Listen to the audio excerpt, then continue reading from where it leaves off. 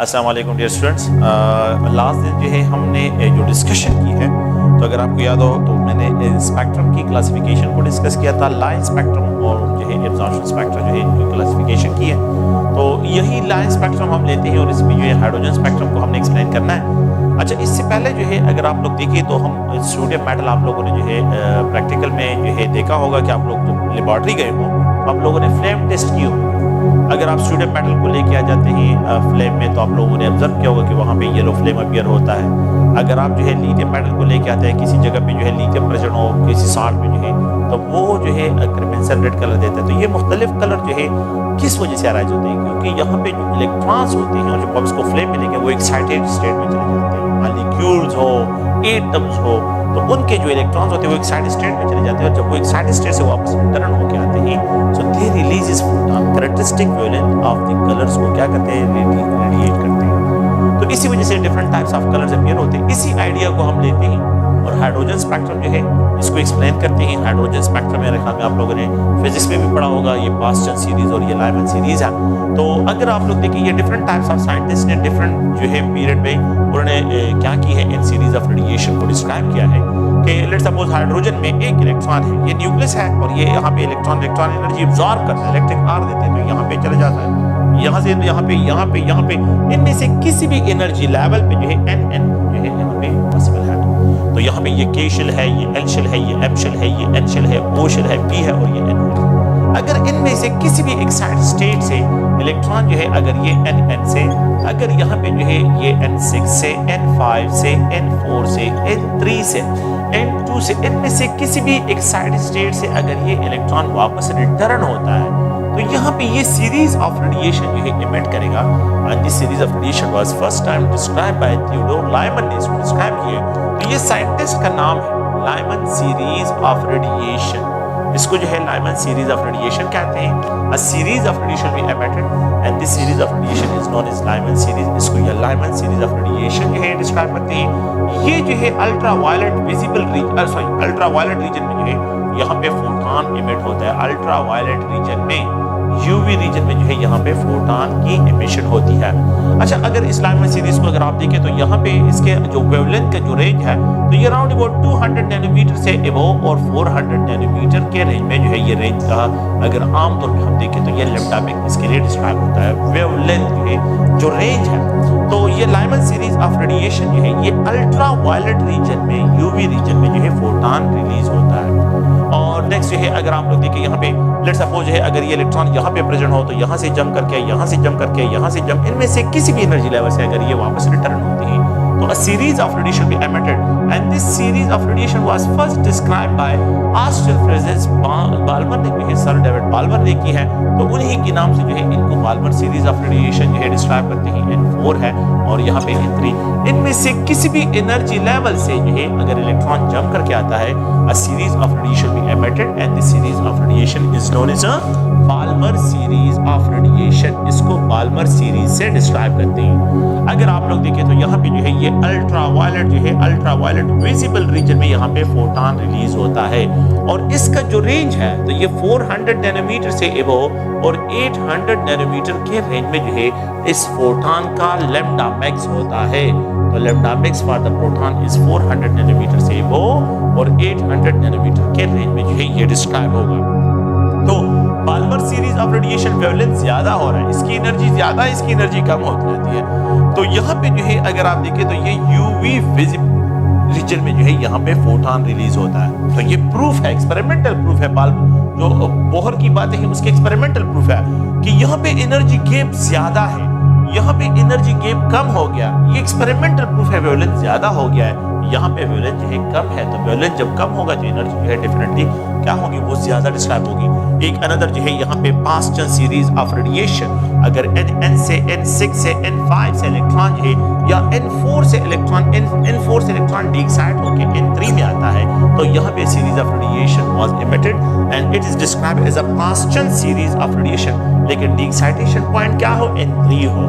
तो it is जो है यहाँ पे जो फोटॉन होगा वो NIR रीजन में जो है फोटॉन इसको नियर IR रीजन डिस्क्राइब करते हैं। और यहाँ पे जो लैम्डा मैक्स है मुख्तलिफ बुक में इसकी वैल्यू डिफरेंट है। तो ये फिक्स वैल्यू नहीं है, मुख्तलिफ बाज बुक में 750 लिखा होता है, बाज बुक में जो है 800 लिखा होता है। तो यहाँ पे ये 800 नैनोमीटर से एबोव और राउंड अबाउट 1700 नैनोमीटर के रेंज में जो है ये डिस्क्राइब होगा। लैम्डा मैक्स 800 नैनोमीटर और 1700 नैनोमीटर के रेंज में जो है ये ऑब्जर्व होगा। It is describe as a Paschen series, इसको पास्चन सीरीज से डिस्क्राइब करती है। और अगर आप लोग देखें तो यहाँ पे जो है एक another series of radiation, no Paschen series of radiation जो है ये NIR रीजन में जो है यहाँ पे फोटॉन रिलीज होगा। There was NIR region. तो विद इलेक्ट्रॉन इनमें से किसी भी एनर्जी लेवल से K शेल में डीएक्साइड होता है। अगर यहाँ पे जो है बाल्मर में जो है किसी भी जो है जहाँ से इलेक्ट्रॉन जो है L शेल में डीएक्साइड होकर आ जाता है, और पास्चन सीरीज में इनमें से किसी भी एनर्जी लेवल से अगर इलेक्ट्रॉन जो है यहाँ पे M शेल में डीएक्साइड होता है तो इसको NIR रीजन में ये फोटॉन। तो पास्चन के लिए M शेल के तक डीएक्साइडेशन है कि किसी भी हाई एनर्जी लेवल से M शेल तक जो है डीएक्साइडेशन है, तो ये पास्चन सीरीज में आता है। और अगर किसी भी एनर्जी लेवल से जो है अगर L में आता है तो इसको जो है बाल्मर से, और अगर किसी भी एनर्जी लेवल से K शेल में इलेक्ट्रॉन डीएक्साइड होता है तो इसको हम क्या डिस्क्राइब करते हैं, इसको आप लोग प्लीज ध्यान रखिए, लाइमन सीरीज ऑफ रेडिएशन। इसके बाद एक अदर जो है ये भी साइंटिस्ट ब्रैकेट सीरीज, ये यूएस फिजिसिस्ट है, उसका नाम है अगर एक इलेक्ट्रॉन N से, अगर एक इलेक्ट्रॉन N से, N6 से, N5 से किसी भी एनर्जी लेवल से N4 में डीएक्साइड होता है, दैट इज आल्सो कॉल्ड जो है इसको N शेल कहते हैं। N शेल में तो यहाँ पे सीरीज ऑफ रेडिएशन भी emitted and this series of radiation are abbreviated as MIR, mid IR में जो है यहाँ पे एमिशन होगा, मिड IR रीजन में। और लैम्डा मैक्स की जो वैल्यू है तो ये आप लोगों को मैं बता रहा हूँ कि ये जो है फिक्स नहीं है, और ये राउंड अबाउट जो है 3700 या 3600 नैनोमीटर के रेंज में जो है इसका वेवलेंथ डिस्क्राइब होता है। इससे क्या आइडिया लेना है वो आपको बाद में सब क्लियर करता हूँ। तो ये ब्रैकेट सीरीज है। अगर आप लोग देखें P fund series of radiation में एन इलेक्ट्रॉन जो है डीएक्साइड होते हैं N से, N6 से, N ये इनमें से किसी भी एनर्जी लेवल से N5 पे डीएक्साइड होकर आता है। अगर यहाँ पे किसी भी जगह से इलेक्ट्रॉन जो है यहाँ पे डीएक्साइड होता है N5 में, यानी मतलब ये O शेल में जो इलेक्ट्रॉन डीएक्साइड होते हैं, a series of radiation will be emitted and this series of radiation जो है यहाँ पे ये O शेल है और इसको जो है FIR रीजन में डिस्क्राइब करते हैं। यहाँ पे जो लैम्डा मैक्स है तो ये 3600 या 3800 के रेंज से लेके जो है 5600 नैनोमीटर के रेंज में जो है ऑब्जर्व होता है। तो फार IR रेडिएशन, FIR रेडिएशन, तो यहाँ पे आप लोग देखें तो ये FIR रेडिएशन ये वेवलेंथ सबसे, तो which of the following radiation are of longer wavelength radiation है FIR रीजन में। तो अगर हम इन रेडिएशन को देखिए और इनमें जो ट्रेंड्स है उन ट्रेंड्स को देखते हैं तो यहाँ पे आप लोगों के पास सबसे जो है कि ये लाइमन सीरीज ऑफ रेडिएशन है, लाइमन सीरीज है। फिर उसके बाद बाल्मर सीरीज ऑफ रेडिएशन है, अगर हम यहाँ पे डिस्क्राइब करते हैं बाल्मर सीरीज। नेक्स्ट जो है अगर आप देखें तो ये पास्चन सीरीज ऑफ रेडिएशन है। नेक्स्ट जो है अगर आप लोग देखें तो यहाँ पे ब्रैकेट सीरीज ऑफ रेडिएशन है, और नेक्स्ट जो है अगर आप देखें तो पीफंड सीरीज ऑफ रेडिएशन है। अगर आप देखें तो इसकी एनर्जी सबसे ज्यादा, इसकी एनर्जी जो है कम हो जाती है, इसकी एनर्जी पास्चन से यहाँ पे एनर्जी, और यहाँ पे ब्रैकेट सीरीज और पीफंड सीरीज जो है सबसे लीस्ट एनर्जी का क्या है, ये सीरीज ऑफ रेडिएशन है। लाइमन सीरीज ऑफ रेडिएशन को अगर आप लोग देखें तो लाइमन सीरीज ऑफ रेडिएशन जो है यहाँ पे जो है इसकी एनर्जी ज्यादा, इसकी फ्रीक्वेंसी ज्यादा, वेव नंबर ज्यादा, और इनका वेवलेंथ जो है क्या होगा वो कम होगा। यहाँ पे एनर्जी जो है कम हो जाएगी, ये फ्रीक्वेंसी कम है, वेव नंबर कम है, वेवलेंथ जो है यहाँ पे ज्यादा हो जाता है। यहाँ पे अगर आप लोग देखिए एनर्जी और कम हो जाती है, फ्रीक्वेंसी कम हो जाती है, वेव नंबर कम हो जाते हैं, वेवलेंथ जो है और इंक्रीज हो जाता है। लॉन्गर वेवलेंथ रेडिएशन है, यहाँ पे एनर्जी कम, फ्रीक्वेंसी कम, वेव नंबर कम, और वेवलेंथ जो है अगर आप लोग देखें तो सबसे ज्यादा। यहाँ पे सबसे कम एनर्जी, कम फ्रीक्वेंसी, कम वेव नंबर जो है, और सबसे लॉन्गर वेवलेंथ रेडिएशन जो है आप लोगों के पास होंगे। तो आपने ये 4 क्वेश्चन जो है में रखने हैं। आप लोगों से ये डिमांड होता है कि which of the following radiation identify करें, the type of radiation having maximum wavelength आप लोगों ने इसमें फाइंड आउट करना है, the type of radiation having maximum energy आप लोगों ने इसमें फाइंड आउट करना है, the type of radiation having least energy ये भी आप लोगों के पास यहाँ पे ये ट्रेंड है, the type of system जो है type of radiation having least frequency, having least wave numbers, ये सारे पॉइंट्स है। तो ये अगर मैं इस डायरेक्शन में जाता हूँ तो ये इंक्रीजिंग ऑर्डर ऑफ वेवलेंथ है, लेकिन decreasing order of energy, decreasing order of frequency, decreasing order of wave numbers हैं। और अगर मैं फ्रॉम लेफ्ट राइट जाता हूं तो ये डिक्रीजिंग ऑर्डर ऑफ वेवलेंथ है, increasing order of energy, increasing order of frequency, increasing order of wave number जो है आप लोगों ने इनको ध्यान में रखना है। So which of the following radiation are of shorter wavelength radiation है। तो अगर मैं पी फंड, ब्रैकेट, पास्चन और बाल्मर में एक्सप्रेशन करता हूं, शॉर्टर वेवलेंथ रेडिएशन लाइमन है। Which of the following radiation जो है आप लोगों के पास द लीस्ट जो है लॉन्गर वेवलेंथ रेडिएशन है, पी फंड है। Which of the following radiation have maximum energy and the type of radiation having least energy. तो ये सारे पॉइंट जो है आप लोगों ने जहन में रखने हैं। तो ये अगर आप लोग देखें ये लाइमन सीरीज ऑफ रेडिएशन के लिए एक जनरल पॉइंट है। अगर आप लोग देखें इसके बाद एक अनदर पॉइंट है that is called spectral lines को किस तरह फाइंड आउट करना है, how you have to find the spectral line. इसको स्पेक्ट्रल लाइन को किस तरह फाइंड आउट करते हैं। तो यहाँ पे एक जनरल के ये न्यूक्लियस है और मैं एक इलेक्ट्रॉन को यहाँ से जो है N1 से जो है N2 पे लेके आ जाता हूँ। अगर एक इलेक्ट्रॉन यहाँ पे आप लोग देखें, अगर एक इलेक्ट्रॉन K शेल में है, दूसरा L शेल में, एक इलेक्ट्रॉन को मैंने एक्साइट करा L शेल में, जब ये वापस आएगा तो एक फोटोन रिलीज करेगा, सिंगल स्पेक्ट्रल लाइन प्रोड्यूस करेगा। अगर आप लोग देखिए एक इलेक्ट्रॉन जो है ये M शेल में है तो यहाँ से इसके चांसेस है कि यहाँ से आए और यहाँ पे दूसरा जो है ये स्टिप वाइज आ जाए।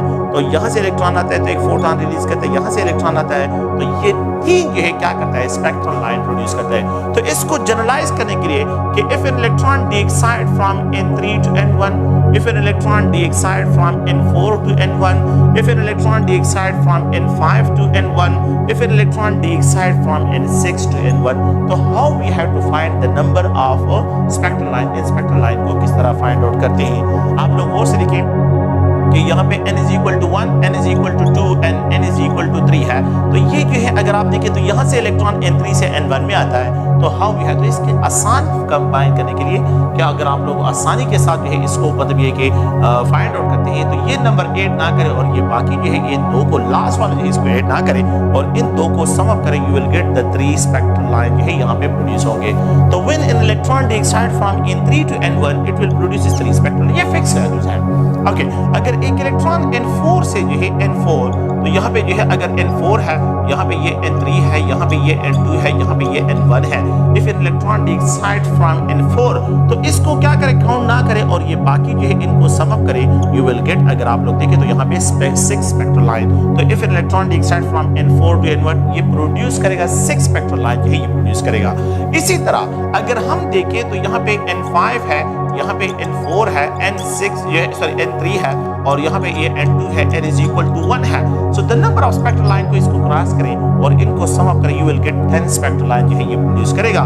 तो अगर एक इलेक्ट्रॉन जो है वो N5 से N1 में आता है, it will produce 10 spectral line, ये 10 स्पेक्ट्रल, ये बिल्कुल फिक्स वैल्यूज है। इसी तरह जो है अगर एक इलेक्ट्रॉन N6 से आ रहा है तो आप इसको क्रॉस करें और इसको जो है इन सबको सम अप करें, तो इन सबको सम अप करते हैं तो you will get 15 spectral line. तो यहाँ पे 15 स्पेक्ट्रल लाइन प्रोड्यूस होते हैं और ये सारे वैल्यूज क्या है, ये सब के सब जो है अगर आप लोग देखें ये फिक्स वैल्यू है। अगर आपको ये कहा जाए कि एक इलेक्ट्रॉन है और वो N5 से जो है N2 में आ रहा है, नॉट N1 में, अगर एक इलेक्ट्रॉन है वो N6 से जो है N3 में आ रहा है और अगर एक इलेक्ट्रॉन जो है वो N7 से जो है लेट्स सपोज N2 में आ रहा है तो हाउ मेनी स्पेक्ट्रल लाइन जो है ये प्रोड्यूस करेगा।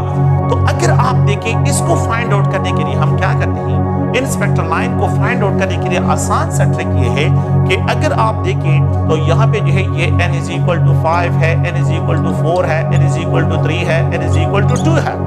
तो आप क्या करें कि अगर यहाँ पे N1 की जगह N2 गिवन हो तो आप इसको फर्जी अपनी तरफ से एब्रिविएशन करें।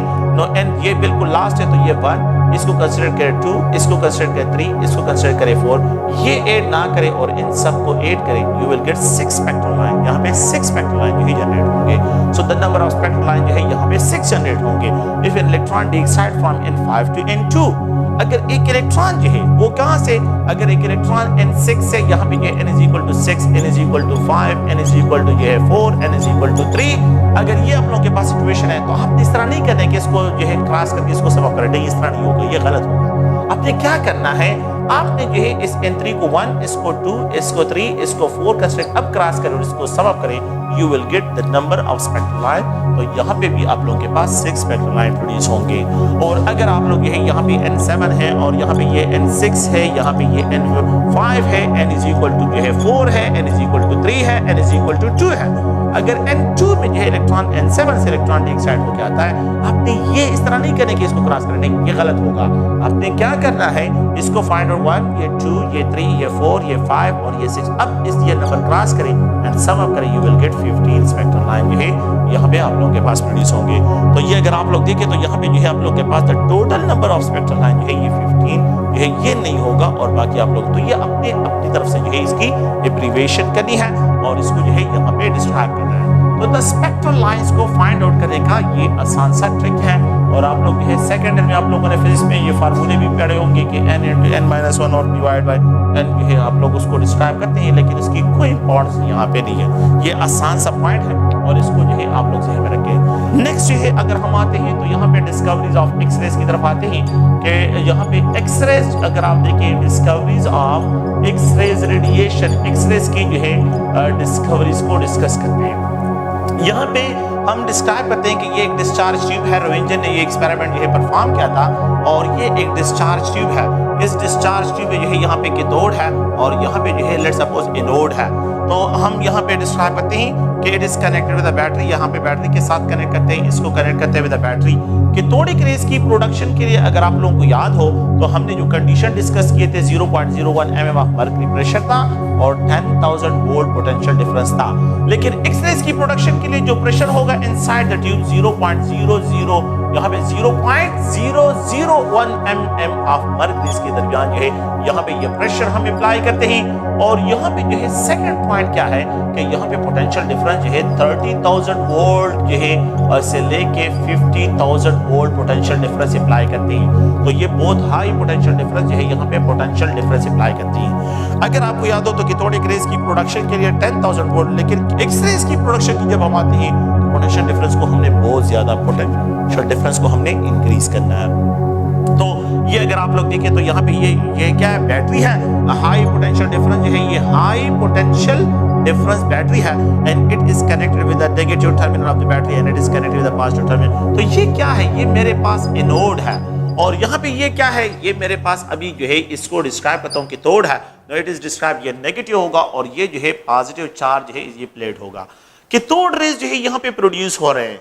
जब कैथोड रेज प्रोड्यूस होते हैं तो इनको जो है एक मिरर के जरिए जो है फोकस कर लेते हैं, इनका बीम बना लेते हैं। इनका क्या करते हैं, ये रेडिएशन जो है इनको जो है पास करते हैं एक मिरर से। यहाँ पे जो है ये special type of discharge tube उन्होंने यूज किया था और ये बीम ऑफ रेडिएशन जो है they are incident on the anode. ये हैवी मेटल के एनोड पे जो है क्या करते हैं, इनको जो है फोकस कर लेते हैं। तो ही फाउंड कि रोएंजन ने जो है ये उसने ऑब्जर्व कर लिया कि यहाँ से जो है कोई जो है highly unknown type of radiation जो है वो क्या हो रहे हैं, वो एमिनेट हो रहे हैं, यहाँ से प्रोड्यूस हो रहे हैं। He name it is unknown rays. तो अननोन रेस के बेस पे जो है कि ये बिल्कुल जो है अननोन, ये it was first time reported है। So that's why he name it is a X-ray radiation, इसको X-ray radiation. So when these are the cathodic rays, ये क्या है, ये कैथोडिक रेज हैं। When cathode rays are so energetic rays, when they hit the metal surface, they knock out electron from the inner shell। ये inner shell से electron को knock out करते हैं और जब इलेक्ट्रॉन नॉक आउट होते हैं तो यहाँ पे वैकेंसी जनरेट होती है और वैकेंसी जनरेट करने की वजह से जो है वो इलेक्ट्रॉन जो अपर एनर्जी लेवल से लोअर एनर्जी स्टेट में आते हैं तो वो जो फोटॉन रिलीज करते हैं वो एक्स-रेज के रेंज में होते हैं। तो they are describe in the X rays, उनका जो वेवलेंथ होता है वो एक्स-रेज के रेंज में होता है। ये अगर आप लोग देखें ये न्यूक्लियस है और यहाँ पे इलेक्ट्रॉन्स हैं। यहाँ पे जो है अगर आप लोग देखें तो यहाँ पे 8 इलेक्ट्रॉन, यहाँ पे ये 18 इलेक्ट्रॉन्स है। Cathodic rays are so energetic rays, ये कैथोडिक रेज है। ये क्या है, cathodic rays they hit the इस न्यूक्लियस जो है यहाँ पे क्या करते हैं, के शेल को हिट करते हैं तो यहाँ पे वैकेंसी आ जाती है। एक इलेक्ट्रॉन यहाँ से निकल जाता है और यहाँ पे जो है वैकेंसी आ जाती है। इस वैकेंसी को फिल करने के लिए यहाँ से इलेक्ट्रॉन जंप करके आता है, तो जब इसको जंप करके आता है तो फोटॉन रिलीज होता है।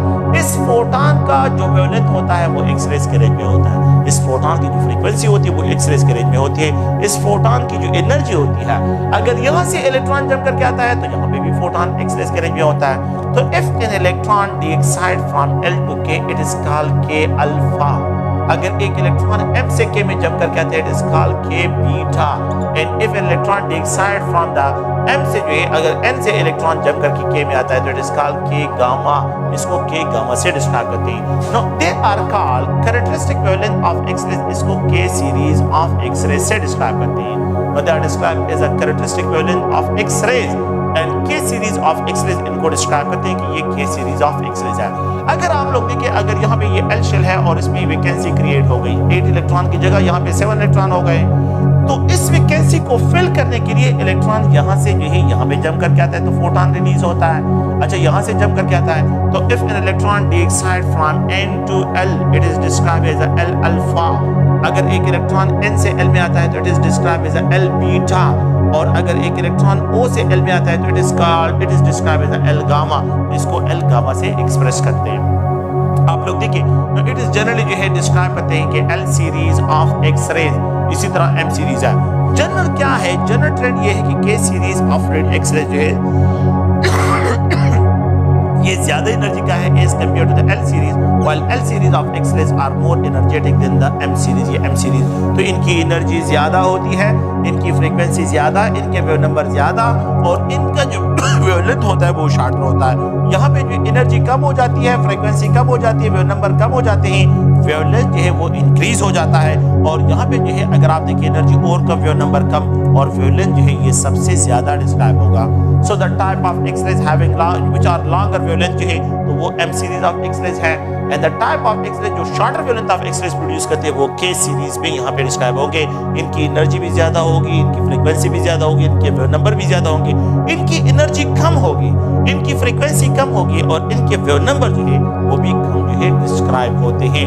No these are called the characteristic जो है कैरेक्टरिस्टिक वेवलेंथ ऑफ एक्स-रेज जो है कि जिसमें के सीरीज जब vacancy in the shell generate होती है तो इनको जो है के सीरीज ऑफ एक्स-रेज से डिस्क्राइब करते हैं। अच्छा, एक्स-रेज जो है एक दूसरा मेथड भी है और जिसको जो है हम ब्रेनस्टॉर्मिंग मेथड्स कहते हैं कि ये न्यूक्लियस है।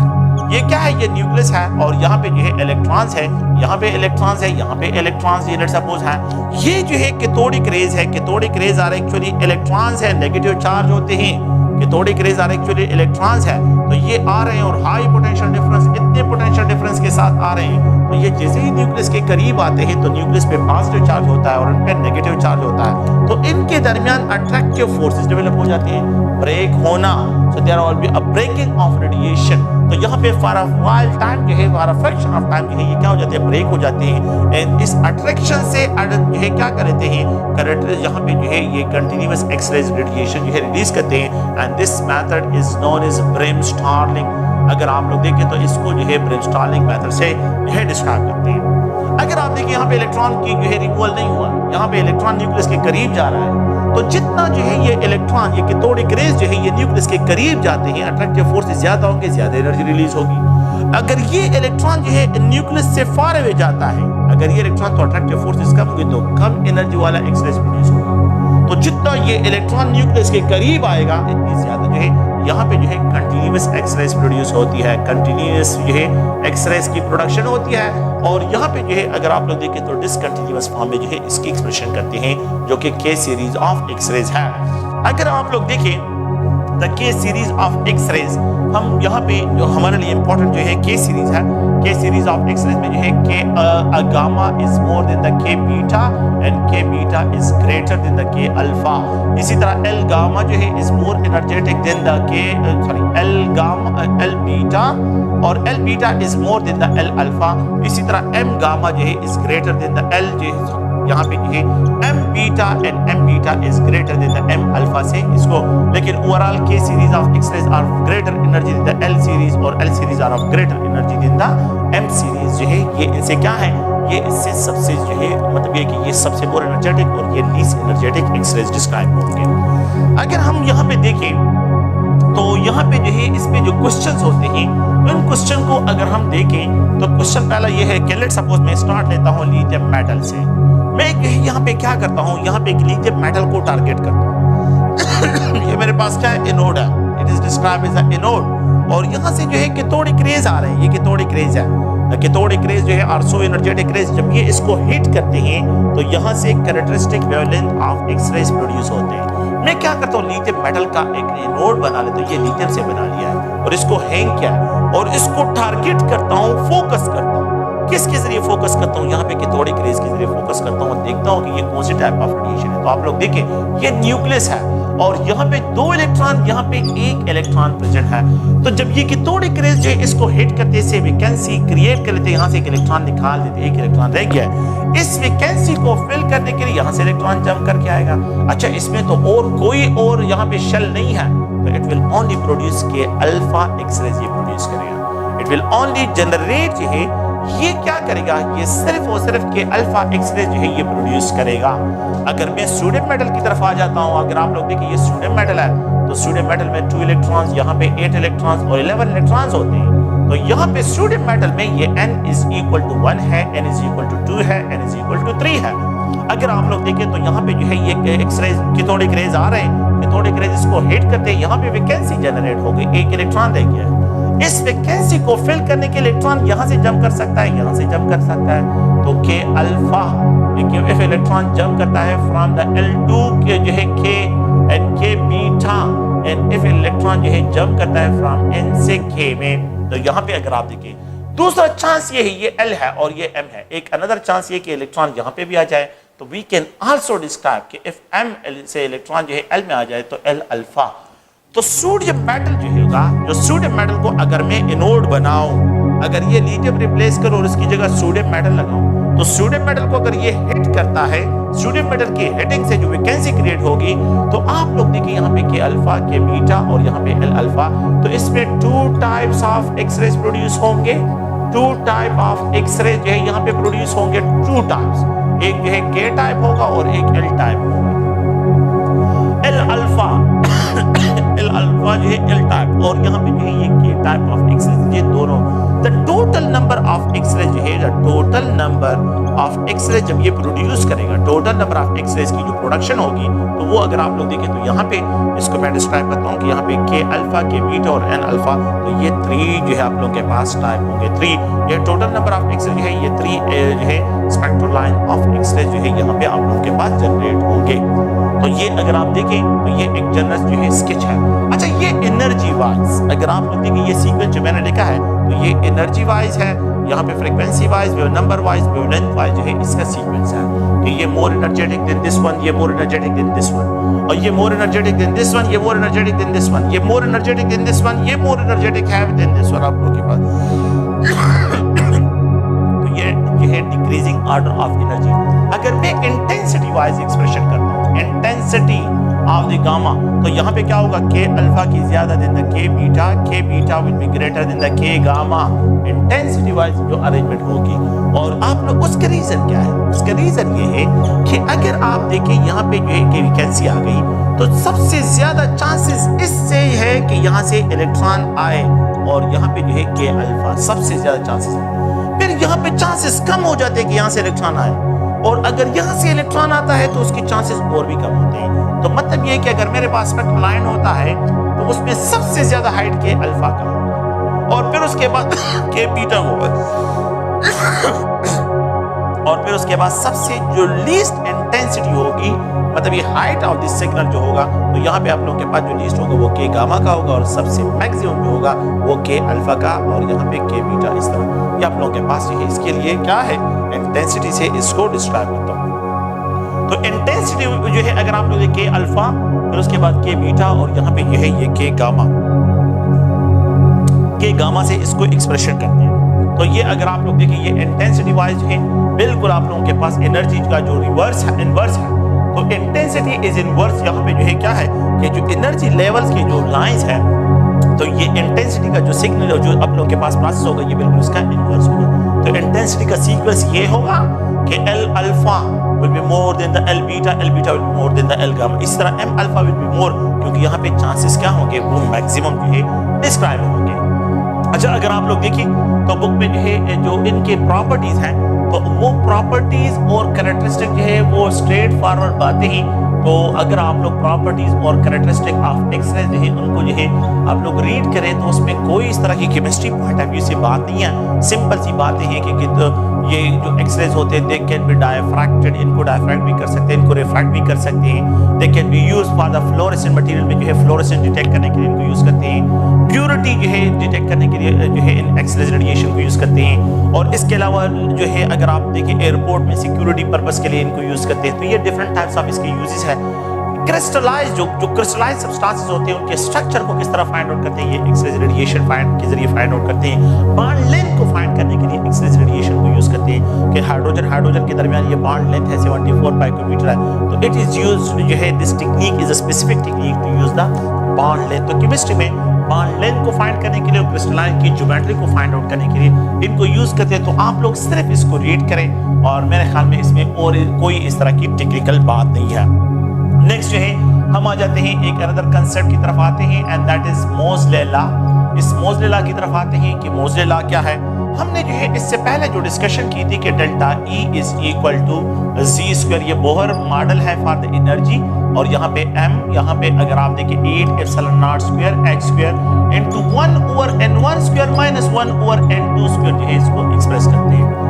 और अगर ये डेल्टा E जो है it is also equal to h nu z square, और यहाँ पे ये E4m 8 epsilon not square h जो है, अगर इस h को यहाँ पे लेके आता हूँ तो ये h मल्टीप्लाइड ये क्यूब हो जाएगा। बस मैं इसको रिमूव कर रहा हूँ और यहाँ पे जो है h क्यूब लिख रहा हूँ 1 over n1 square minus 1 over n2 square. अगर आप देखिए, अगर आप इस फ्रीक्वेंसी को देखिए, ये फ्रीक्वेंसी है, फ्रीक्वेंसी ऑफ इमिटेड फोटॉन, और ये प्रोटॉन नंबर है, it is directly proportional to the Z square. ये जी स्क्वायर के क्या है, डायरेक्टली प्रोपोर्शनल है। और ये जो है ये जो पॉइंट है मोजले ने इसको जो है क्या रिप्रेजेंट किया हुआ है, इसको कांस्टेंट एक्सप्रेशन किया है। तो अगर मैं इस स्क्वायर को खत्म करता हूं तो यहाँ पे square root of the frequency is direct proportional to proton number. The square root of the frequency is directly proportional to the proton number। तो जो प्रोटॉन नंबर होता है तो उसके डायरेक्ट प्रोपोर्शनल है। जितने प्रोटॉन नंबर इंक्रीज होते हैं आप लोगों के पास square root of the frequency of emitted photon increase हो। इसका रीजन देखिए, लेट्स सपोज यहाँ पे स्कैंडियम है, यहाँ पे टाइटेनियम है, वेनेडियम है और क्रोमियम है, मैंगनीज है। इन 5 एलिमेंट पे इस कंसेप्ट को, इसका प्रोटॉन नंबर जो है ये 21 है, इसका प्रोटॉन नंबर 22 है, ये 23 है, ये 24 है और ये 25 है। अगर आप देखिए ये न्यूक्लियस है और इसमें 21 प्रोटॉन है। यहाँ पे जो है अगर देखिए तो यहाँ पे 2 इलेक्ट्रॉन्स है, यहाँ पे 8 इलेक्ट्रॉन्स है और यहाँ पे जो है बाकी इलेक्ट्रॉन्स जो है यहाँ पे एक्सप्रेशन करते हैं। अगर यहाँ पे वैकेंसी क्रिएट हो जाए, अगर के शेल में वैकेंसी क्रिएट हो जाए, अगर यहाँ पे एक इलेक्ट्रॉन को मैंने निकाल दिया है और इसमें वैकेंसी क्रिएट, तो ये 21 प्रोटॉन इस इलेक्ट्रॉन पे अट्रैक्टिव फोर्स एक्सर्ट करेंगे in order to bring him back, कि यहाँ से वापस यहाँ पे एक इलेक्ट्रॉन लेके आए तो जो फोटोन रिलीज होगा उसका वेवलेंथ जो है वो एक्स रेज के रेंज में है। ये हमने जो है इससे पहले डिस्कशन किया। प्लीज अगर आप इनको पॉइंट को देखिए, यहाँ से इलेक्ट्रॉन यहाँ पे डी एक्साइट होकर आता है, यहाँ से इलेक्ट्रॉन यहाँ पे डी एक्साइट होता है। Characteristic wavelength of X ray जो है यहाँ पे क्या होते हैं, ये रिलीज होते हैं। ये क्या होते हैं, ये जो है यहाँ पे रिलीज होते हैं। अगर मैं ये 22 प्रोटॉन करूँ, प्रोटॉन न्यूक्लियर चार्ज इंक्रीज, और यहाँ पे ये के शेल है, यहाँ पे जो है आप लोगों के पास 8 इलेक्ट्रॉन, यहाँ पे वैकेंसी क्रिएट हो गई तो 22 प्रोटॉन का अट्रैक्टिव फोर्स इस इलेक्ट्रॉन को यहाँ पे लेके आएगा। तो 22 प्रोटॉन का अट्रैक्टिव फोर्स 21 से ज्यादा होगा। और इसी तरह जो है अगर मैं 25 प्रोटॉन को पॉजिटिव चार्जेस को लिखूं तो यहाँ पे ये 2 है और यहाँ पे जो है 8 है। इमेजिन अगर यहाँ पे वैकेंसी क्रिएट हो जाए तो ये 25 प्रोटॉन ज्यादा एनर्जी इस पे एक्सर्ट करे in order to bring him to the nucleus के करीब सेकंड ऑर्बिट में लेके आएंगे। तो आप देखें कि जितने प्रोटॉन नंबर इंक्रीज होंगे, अट्रैक्टिव फोर्स इंक्रीज होगी, तो मोर जो है फ्रीक्वेंसी वाला फोटोन जो है यहाँ पे क्या होगा, रिलीज होगा। तो according to this law, according to the Moseley concept जो है कि the square root of the frequency is direct proportional to the atomic number. ये एटॉमिक नंबर के जो है डायरेक्टली प्रोपोर्शनल है। और उसने ये आइडिया कहाँ से लिया है, उसने जो है ये बोहर एटॉमिक मॉडल से ये आइडिया लिया है कि the square root of frequency is direct proportional to the proton number. ये प्रोटॉन नंबर के डायरेक्टली प्रोपोर्शनल है। ओके, अब एक प्रॉब्लम है। प्रॉब्लम ये है कि जब ये इलेक्ट्रॉन यहाँ पे आता है तो प्रोटॉन नंबर इंक्रीज, तो इसको जो है प्रोटॉन नंबर जब इंक्रीज होते हैं तो यहाँ पे जो है अगर आप जितने प्रोटॉन नंबर इंक्रीज होते हैं तो यहाँ पे जो है अगर आप देखें अट्रैक्टिव फोर्सेस ज्यादा होंगे, फ्रीक्वेंसी ज्यादा। लेकिन ये इलेक्ट्रॉन जो है अगर यहाँ से एक इलेक्ट्रॉन आता है तो ये इलेक्ट्रॉन उसको क्या करता है, रिपेल करता है। इलेक्ट्रॉन को रिपेल करता है। न्यूक्लियस इस इलेक्ट्रॉन को यहाँ पे लेके आता है, लेकिन ये जो इनर शेल इलेक्ट्रॉन्स है ये इस इलेक्ट्रॉन को रिपेल करते हैं, तो ये शील्ड करता है द इनकमिंग इलेक्ट्रॉन। तो जब ये शील्ड होगा, इस पे अट्रैक्टिव फोर्सेस कम होंगे, तो फिर यहाँ पे फ्रीक्वेंसी कम जो है कम फ्रीक्वेंसी वाला फोटोन, इसलिए मैं बी को एक्सप्रेस करता हूँ कि माइनस बी। इसका मतलब ये कि the square root of the frequency is inversely proportional to the screening constant and that is also called shielding effect, जिसको शील्डिंग इफेक्ट या स्क्रीनिंग इफेक्ट जो है इसको डिस्क्राइब करते हैं कि स्क्रीनिंग इफेक्ट जो है यहाँ पे एक इलेक्ट्रॉन का स्क्रीनिंग इफेक्ट है। अगर यहाँ पे वैकेंसी क्रिएट हो जाए अगर यहाँ पे वैकेंसी क्रिएट हो जाए तो यहाँ पे 7 इलेक्ट्रॉन का स्क्रीनिंग इफेक्ट होगा। तो 7 इलेक्ट्रॉन का स्क्रीनिंग इफेक्ट है, इस इलेक्ट्रॉन को क्या करेगा, प्रोटेक्ट करेगा फ्रॉम द न्यूक्लियस। न्यूक्लियस इसकी प्रोटेक्शन होगी। तो वहां से please the square root of frequency is direct proportional to z but inversely proportional to b, b के inversely. The square root of frequency is equal to a into z minus b, where a is a proportionality sign constant. What is mean by a? a क्या है? अगर आप लोग देखें अगर आप लोग देखें यहाँ पे जो है ए क्या है, तो ये जो है फ्रीक्वेंसी है, ये जी स्क्वायर है। ये अगर आप लोग देखेंगे E4, ये M8 एप्सिलॉन नॉट स्क्वायर, ये H क्यूब, ये सारे कांस्टेंट हैं, ये सारे कांस्टेंट हैं। और अगर ये 1 over n1 square minus 1 over n2 square, 1 over n1 square minus 1 over n2 square, it is equal to 1 over 1 square minus 1 over 2 square is equal to 1 minus 1 over 4 है। तो यहाँ पे जो है इसका क्या करें, इसका एलसीएम, और इस 4 को यहाँ पे डिवाइड करें तो ये 4 हो जाएगा, यहाँ पे 1 पे डिवाइड करें, सॉरी यहाँ पे ये 1 हो जाएगा, 1 पे डिवाइड करें तो ये 4, तो ये 3/4 के बराबर है। तो वी कैन रिप्रेजेंटेड, ये भी कांस्टेंट है। इन सारे वैल्यूज का ये सारे कांस्टेंट है, ये constant they are describe as A, इसको भी मोज़ेला का जो कांस्टेंट है, तो ये E4 M और 3/4 8 ये सारे कांस्टेंट वैल्यूज हैं। तो अगर आप लोग देखें तो square root of the frequency, जिसको मैं एक्सप्रेस कर रहा हूं, is directly proportional to the z, inversely proportional to square root of the frequency जो है यहाँ पे a z माइनस b। ये a जो है आप लोगों को ये एक्सप्रेशन है, इसकी एक्सप्रेशन ये है। अच्छा, मैं यहाँ पे a की वैल्यू जो है ऑर्बिट टू ऑर्बिट डिफरेंट होती है। The value of constant orbit to orbit क्या होती है, ये न्यूक्लियस है। और यहाँ पे जो है अगर आप देखें, यहाँ पे जो है अगर हम देखें नेक्स्ट जो है, अगर मैं यहाँ पे आ जाऊँ, थोड़ा सा आप लोग और सॉरी, अगर इन दोनों के दरमियान देखें तो ये जो है E4 M divide by 8 epsilon not square H cube multiplied 3/4 है, ये E1 और ये E2 है। और अगर मैं यहाँ पे आ जाऊँ तो ये E4 यहाँ पे M8 epsilon not square H square जो है क्यूब मल्टीप्लाइड जो है यहाँ पे ये E2 और ये E3 है। प्लीज आप लोग देखिए, ये E2 और ये E3 है, यहाँ पे ये N2 और ये N3 है। अगर आप इसको सॉल्व करते हैं तो ये 5/36 के बराबर है, 5/36। तो 5 मल्टीप्लाई कर 36 पे डिवाइड करें तो ये तो वैल्यू कम हो जाएगी। तो यहाँ पे A वैल्यू क्या होगा, द कांस्टेंट A बिगर होगा, यहाँ पे द वैल्यू ऑफ A कम हो जाएगा। और अगर मैं यहाँ पे आ जाता हूँ तो यहाँ पे A वैल्यू और कम होता जाएगा। तो A वैल्यू यहाँ पे मैक्सिमम, यहाँ पे A वैल्यू कम, यहाँ पे A वैल्यू, लेकिन इन दो ऑर्बिट में the value of A constant, इन दो ऑर्बिट में the value of A constant, इन दो ऑर्बिट में, लेकिन ऑर्बिट टू ऑर्बिट इस A की वैल्यू क्या होगी, वो डिफरेंट डिस्क्राइब होगी।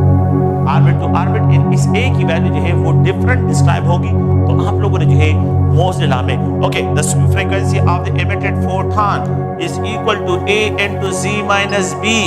अगर इस इक्वेशन को देखें तो ये AC माइनस AB, अगर इस इक्वेशन को हम यहाँ पे लिखें तो ये plus AB is equal to AC।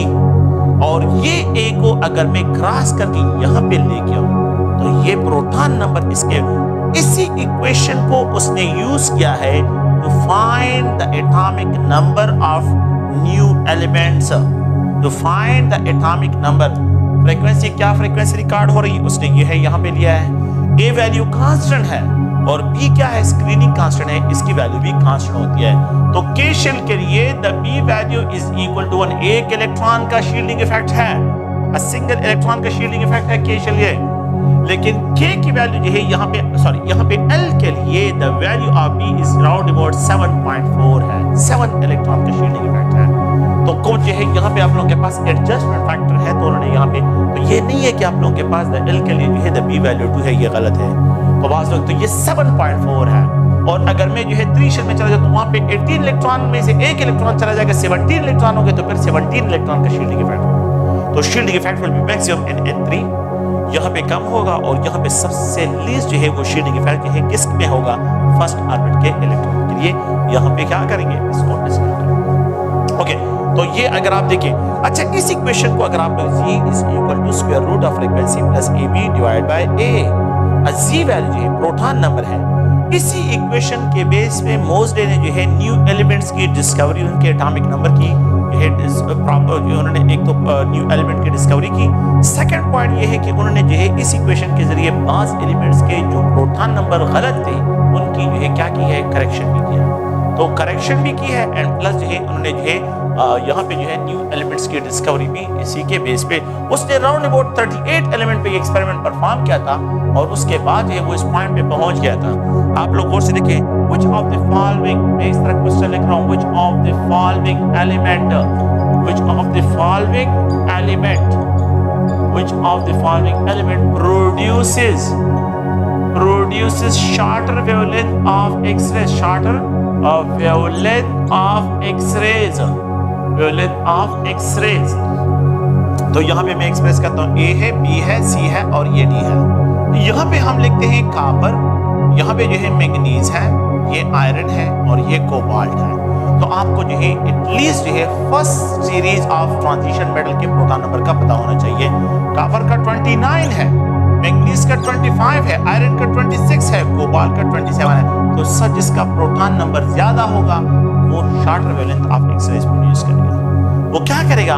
तो जिस एलिमेंट का प्रोटॉन नंबर ज्यादा होगा वो shorter wavelength of X-rays produce करेगा। जिसका वेवलेंथ है यहाँ पे जो इसका प्रोटॉन नंबर सबसे कम होगा तो वो longer wavelength of radiation produce करेगा। ये ज्यादा एनर्जी वाला फोटोन रिलीज करेगा एक्स-रे का, ये जो है मोर फ्रीक्वेंसी वाला जनरेट करेगा और ये मोर वेव नंबर जो है ये एक्स-रेज प्रोड्यूस करेगा। तो ये 4 क्वेश्चन जो है आप लोगों ने क्या करने, इनको ज़हन में रखना है। तो ये मोज़ले लॉ जो है और उसका आइडिया है, आप लोगों ने प्लीज इनको भी ज़हन में रखना है। नेक्स्ट जो है अगर हम आ जाते हैं तो यहाँ पे बोहर मॉडल में जो डिफेक्ट्स हैं उनको भी थोड़ा सा मैंने डिस्क्राइब करना था। बोहर एटॉमिक मॉडल में जो डिफेक्ट्स हैं तो उसमें एक डिफेक्ट ये है कि जो बोहर एटॉमिक, ये सारी बातें बोहर एटॉमिक मॉडल से रिलेटेड है। तो बोहर एटॉमिक मॉडल में जो डिफेक्ट है वो ये है कि it is only applicable for a uni electron system. Bohr atomic model is only applicable on uni electron system. Uni electron system means hydrogen atom, hydrogen like atom, lithium पे एक electron, helium पे एक electron और hydrogen, तो इन पे जो है Bohr atomic model apply होता है। मल्टी इलेक्ट्रॉन सिस्टम को बोहर एटॉमिक मॉडल एक्सप्लेन नहीं करता और उसका रीजन ये है कि Bohr atomic model only a single quantum number को एक्सप्लेन करता है। Bohr atomic model can not explain the fine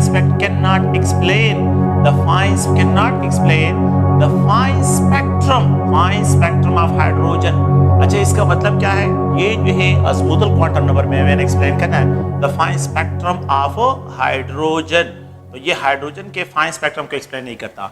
the third one यहाँ पे ये है कि बोहर एटॉमिक मॉडल जो है can not explain the Stark effect, can not explain the Stark effect. ये स्टार्क इफेक्ट को एक्सप्लेन नहीं करता and it can not explain the Zeeman effect, ना ये ज़ीमन इफेक्ट को एक्सप्लेन करता है। ना it can, Bohr atomic model can not explain the Stark effect and it can not be explain the Zeeman effect, ना ये Zeeman effect को explain करता है। द फोर्थ पॉइंट, अगर what is mean by Stark effect, यहाँ पे Stark effect अगर आप the splitting of EMR electromagnetic radiation in the presence of electric field is known as Stark effect. In the splitting of electromagnetic radiation in the presence of magnetic field is known as Zeeman effect. ये Zeeman effect magnetic field के presence में splitting है और यहाँ पे जो है ये Stark effect electric field के जो है presence में splitting of the electromagnetic radiation को, इन दोनों को हम इंटरफेरेंस से डिस्क्राइब करते हैं।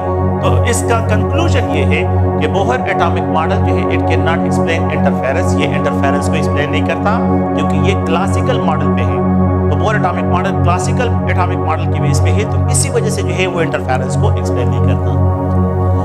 द फोर्थ वन अगर आप लोग देखें तो बोहर एटॉमिक मॉडल जो है have contradiction, Bohr atomic model have contradiction और विद हाइजेनबर्ग अनसर्टेनिटी प्रिंसिपल में जो है इसके साथ क्या है, इसका कंट्राडिक्शन है। अच्छा, इसका मतलब क्या है? इसका मतलब अगर आप लोग थोड़ा सा देखिए, according to the Bohr atomic model अगर एक इलेक्ट्रॉन जो है वो h/2π मोमेंटम के साथ रिवॉल्व कर रहा है, अगर एक इलेक्ट्रॉन जो है वो h/2π मोमेंटम एंगुलर मोमेंटम के साथ रिवॉल्व कर रहा है, इट मींस ये के शेल में प्रेजेंट है। अगर एक इलेक्ट्रॉन h/π मोमेंटम के साथ रिवॉल्व कर रहा है एंगुलर मोमेंटम के साथ, इट मींस ये एल शेल में प्रेजेंट है। और अगर एक इलेक्ट्रॉन जो है यहाँ पे 3h/2π एंगुलर मोमेंटम के साथ रिवॉल्व कर रहा है, इट मींस कि ये एम शेल में प्रेजेंट है। और अगर इलेक्ट्रॉन जो है ये 4h/2π मोमेंटम के साथ रिवॉल्व कर रहा है, तो इट मींस कि ये एन शेल में। तो क्या मैं कर सकती यहाँ से डिस्क्राइब कर सकता हूँ कि यहाँ पे एंगुलर मोमेंटम से मैं इलेक्ट्रॉन का पोजीशन फाइंड कर सकता हूँ कि अगर इस एंगुलर मोमेंटम के साथ रिवॉल्व करे तो के शेल में है, अगर इस एंगुलर मोमेंटम के साथ रिवॉल्व करे तो एल शेल में है। अगर इस एंगुलर मोमेंटम के साथ है तो एम शेल में है, अगर इस एंगुलर मोमेंटम के साथ रिवॉल्व करें तो ये एन शेल में है। तो क्या हम इसको यहाँ से डिस्क्राइब कर सकते हैं आसानी के साथ? लेकिन इट इज अगेंस्ट हाइजेनबर्ग क्या कहता है कि it is impossible to determine the position and momentum of electron simultaneously. अगर मैं मोमेंटम को फाइंड करता हूं तो it is impossible to find. और हाइजेनबर्ग की बात जो है ये मॉडर्न मैकेनिक्स है, ये मॉडर्न फिजिक्स है, उसकी बात ज्यादा ऑथेंटिक है as compare to the momentum. तो यहाँ पे एक कंट्राडिक्शन है। ये इसके क्या है, ये जो है बोहर एटॉमिक मॉडल के जो है डिफेक्ट्स हैं। तो इन डिफेक्ट्स को जो है यहाँ पे डिस्क्राइब करते हैं। तो ये 4 डिफरेंट टाइप्स ऑफ डिफेक्ट्स हैं, इनको आप लोगों ने ध्यान में रखना है। नेक्स्ट जो है बस ये टॉपिक भी क्लोज है and we have to explain the quantum numbers. तो क्वांटम नंबर जो है क्या है? Quantum numbers are also called address of electron. इनको एड्रेस ऑफ इलेक्ट्रॉन्स भी कहते हैं। Quantum numbers are also called address of electrons. They are also described as a address of electrons भी इनको describe करते हैं। Quantum numbers हमें क्या क्या information provide करते हैं? Quantum number हमें size of atom, कि atom का size क्या है? Energy of atom, कि इसके energy of atom मतलब ये कि shell जो है जिसको हम describe करते हैं shell और orbits है। यहाँ पे जो है हम एक और आइडिया कि it also explain the sub energy level, ये हमें सब एनर्जी लेवल्स को एक्सप्लेन करता है। द नेक्स्ट जो है ये हमें shape of the sub energy level, shape of सब एनर्जी लेवल, ये सब एनर्जी लेवल के जो शेप होंगे वो हमें। द नेक्स्ट जो है ये हमें एक्सप्लेन करते हैं ओरिएंटेशन ऑफ ऑर्बिटल्स, ऑर्बिटल्स के ओरिएंटेशन को जो है डिस्क्राइब करते हैं। और द नेक्स्ट जो है यहाँ पे स्पिन ऑफ इलेक्ट्रॉन, इलेक्ट्रॉन के स्पिन को जो है इससे डिस्क्राइब करते हैं। तो ये मेन पॉइंट्स हैं जो क्वांटम नंबर्स जो है हमें क्या करते हैं, डिस्क्राइब करते हैं। मॉडर्न फिजिक्स में जो है according to the Bohr atomic model electron nucleus के इर्द गिर्द रिवॉल्व होते हैं। इलेक्ट्रॉन न्यूक्लियस के इर्द गिर्द रिवॉल्व होते हैं, लेकिन according to the modern physics जो है कि इलेक्ट्रॉन जो है न्यूक्लियस के 3 डायमेंशनल स्पेसेस में प्रेजेंट होते हैं। इलेक्ट्रॉन न्यूक्लियस के इर्द गिर्द रिवॉल्व नहीं होते। तो इसी आइडिया को जो है यहाँ पे जो है डी ब्रॉगली का एक आइडिया है, डी ब्रॉगली, और वो आप लोगों ने फिजिक्स में पढ़ा होगा कि डी ब्रॉगली ने ये पॉइंट दिया था कि अगर लाइट जो है उसका डुअल नेचर है सो इलेक्ट्रॉन का भी डुअल नेचर है। और ये इक्वेशन जो है उन्होंने यहाँ पे डिस्क्राइब किया mv is equal to h by lambda. ये mv is equal to h by lambda, ये क्या है? h है, ये प्लैंक्स कांस्टेंट है आइंस्टाइन इक्वेशन से। No it is describe as a momentum. Momentum और यहाँ पे वेवलेंथ में कौन सा रिलेशन है? यहाँ पे इनवर्स रिलेशन है। जिसका मास ज्यादा होगा उसका वेवलेंथ बहुत कम होगा, जिसका मास ज्यादा होगा उसका वेवलेंथ बहुत कम होगा। तो यहाँ पे जो है मोमेंटम और वेवलेंथ में, तो मोमेंटम पार्टिकल नेचर को एक्सप्लेन करता है, पार्टिकल नेचर को, और ये वेवलेंथ जो है उसके वेव नेचर को क्या करता है? डिस्क्राइब करता है। तो उसने डी ब्रॉगली ने ये पॉइंट सिर्फ दिया था and there was no experimental proof. यही आइडिया जो है डेविसन और जर्मन लेते हैं। डेविसन और जर्मन जो है यूएस फिजिसिस्ट हैं और वो इस आइडिया को लेते हैं और इसमें जो है 1927 में जो है वो क्या करते हैं? इलेक्ट्रॉन डायफ्रैक्शन टेक्निक के जरिए, इलेक्ट्रॉन डायफ्रैक्शन एक्सपेरिमेंट के जरिए जो है ये प्रूफ करते हैं कि इलेक्ट्रॉन्स हैव वेव नेचर, कि इसका वेव नेचर है। Electrons have diffraction, electron diffraction technique के जरिए कि इलेक्ट्रॉन्स हैव वेव नेचर, कि यहाँ पे जो है इलेक्ट्रॉन का वेव नेचर भी, electron have a wave nature, इसका वेव नेचर भी है। तो ये एक another point. The third point ये है, अगर यहाँ पे ये है कि एक ऑस्ट्रियन फिजिसिस्ट है आर्विन श्रोडिंगर है और उसके इक्वेशन है कि यहाँ पे ये अगर आप लोग देखें एच साई, यहाँ पे E psi is equal to H psi, ये उसका, उसने इस इक्वेशन को सॉल्व किया फॉर हाइड्रोजन एटम और उसको इस बात पे पहुंच गया था कि हाइड्रोजन का एटम फ्लैट नहीं है। According to the Bohr atomic model hydrogen atom का जो है ये 2 डायमेंशन, ये फ्लैट है, लेकिन अकॉर्डिंग टू द मॉडर्न जो एटॉमिक मॉडल में हाइड्रोजन एटम जो है ये 3 डायमेंशन है। No it explain the amplitude of the wave, ये एम्पलीट्यूड ऑफ द वेव को एक्सप्लेन करता है। और ये हैमिल्टोनियन ऑपरेटर है, हैमिल्टोनियन, तो यहाँ पे हैमिल्टोनियन ऑपरेटर है, इसको जो है हैमिल्टोनियन ऑपरेटर से डिस्क्राइब करते हैं। ये जो है एनर्जी ऑफ इलेक्ट्रॉन है और एनर्जी ऑफ इलेक्ट्रॉन से इसको डिस्क्राइब करते हैं। तो एम्पलीट्यूड हैमिल्टोनियन ऑपरेटर और एनर्जी ऑफ इलेक्ट्रॉन जो है ये ई जो है ये एनर्जी ऑफ इलेक्ट्रॉन्स।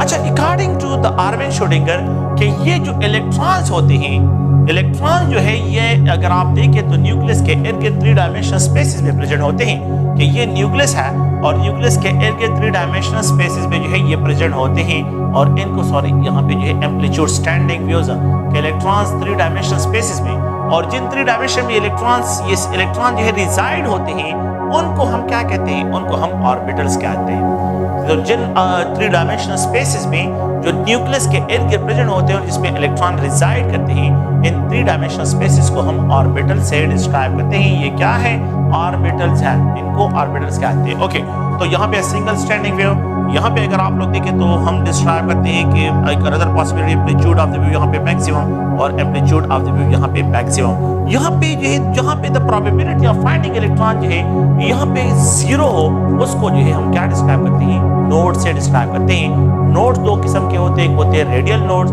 और एक होते हैं एंगुलर नोड्स। तो एंगुलर नोड्स और रेडियल नोड्स को जो है हमने क्या करना है, यहाँ पे डिस्क्राइब करना है।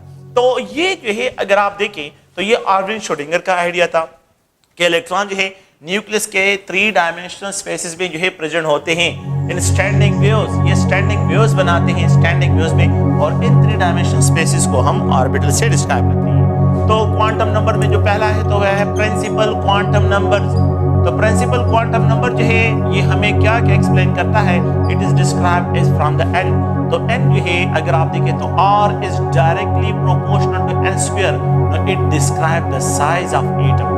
जितना n वैल्यू इंक्रीज होता है, size of the atom increase होता है। हमने ऑलरेडी इस इक्वेशन को प्रूव भी किया है। And it also explain energy is directly proportional to n square, कि जितना जो है आप लोगों के पास जो है साइज इंक्रीज होता है तो इलेक्ट्रॉन की टोटल एनर्जी भी इंक्रीज होती है। इस इक्वेशन को भी हमने no it also explain the energy of electron. Energy of electron को भी हमें क्या करता है, एक्सप्लेन करता है। नो द n जो है मॉडर्न पीरियोडिक टेबल में ये हमें पीरियड नंबर को एक्सप्लेन करता है। n जो है डिस्क्राइब करता है मॉडर्न पीरियोडिक टेबल में, जो है मॉडर्न पीरियोडिक टेबल में इट एक्सप्लेन पीरियड नंबर्स को, ये हमें पीरियड नंबर्स को एक्सप्लेन करता है। द नेक्स्ट जो है अगर आप लोग देखें ये जो n है तो पीरियड नंबर इलेक्ट्रॉनिक जो है डिस्ट्रीब्यूशन के लिए 2n स्क्वायर फार्मूले के लिए यूज करते हैं कि ये अगर आप लोग देखें तो ये 2n स्क्वायर फार्मूला के मुख्तलिफ शेल में जो है इलेक्ट्रॉनिक डिस्ट्रीब्यूशन जो है वो हमने किस तरह डिस्क्राइब करें तो वो भी यहाँ से देते हैं। एंड द थर्ड वन जो है अगर आप लोग देखें सो द n जो है ये अगर आप देखें तो ये मेन एनर्जी लेवल्स को एक्सप्रेस करते हैं। n जो है ये मेन एनर्जी लेवल को एक्सप्रेस करता है। ये जो है प्रिंसिपल क्वांटम नंबर। इसके बाद जो है एक अनदर क्वांटम नंबर जो है that is called azimuthal quantum number. ये एजीमुथल क्वांटम नंबर जो है एक अनदर क्वांटम नंबर सेकंड जो है it is describe by L, इसको L से डिस्क्राइब करते हैं। It is also called angular momentum quantum number. Angular momentum quantum number, इसको सेकेंडरी क्वांटम नंबर भी कहते हैं। सेकेंडरी क्वांटम नंबर्स, इनको सेकेंडरी क्वांटम नंबर से भी डिस्क्राइब, ये सारे इसके लिए वर्ड्स यहाँ पे मतलब ये कि जो है सेकेंडरी भी इसको कहते हैं, एंगुलर मोमेंटम क्वांटम नंबर भी इसको कहते हैं, इसको एजीमुथल क्वांटम नंबर से भी क्या करते हैं, डिस्क्राइब करते हैं। अच्छा, तो इसके यहाँ पे एजीमुथल क्वांटम नंबर हमें क्या है, ये हमें एक्सप्लेन करता है सब एनर्जी लेवल को। सब एनर्जी लेवल इट एक्सप्लेन जो है द शेप ऑफ सब एनर्जी लेवल। शेप ऑफ सब एनर्जी लेवल, ये हमें सब एनर्जी लेवल के शेप को एक्सप्लेन करता है। द थर्ड वन ये है कि ये जो L है तो इट आल्सो एक्सप्लेन कि जो L की वैल्यू होती है इट एक्सप्लेन द एंगुलर जो है एंगुलर नोड्स, ये हमें एंगुलर नोड्स के बारे में भी इंफॉर्मेशन देता है। अगर L वैल्यू 0 हो तो it is described as a zero angular node. इसमें अगर L वैल्यू 1 हो तो अ सिंगल एंगुलर नोड भी यहाँ पे प्रेजेंट है। द फोर्थ वन ये है कि 2 into 2L + 1, तो इस फार्मूले के जरिए इलेक्ट्रॉनिक डिस्ट्रीब्यूशन जो है इलेक्ट्रॉनिक डिस्ट्रीब्यूशन एन सब एनर्जी लेवल को हमें क्या करता है, ये एक्सप्लेन करता है। ये n(n)2 and the fifth one अगर आप लोग देखें यहाँ पे जो है कि ये जो L होता है एंगुलर नोड्स को, यहाँ पे जो है इलेक्ट्रॉनिक डिस्ट्रीब्यूशन इन सब एनर्जी लेवल को, शेप ऑफ सब एनर्जी लेवल को, और यहाँ पे जो है हम आप लोगों ने ध्यान में रखना है कि सब एनर्जी लेवल्स के।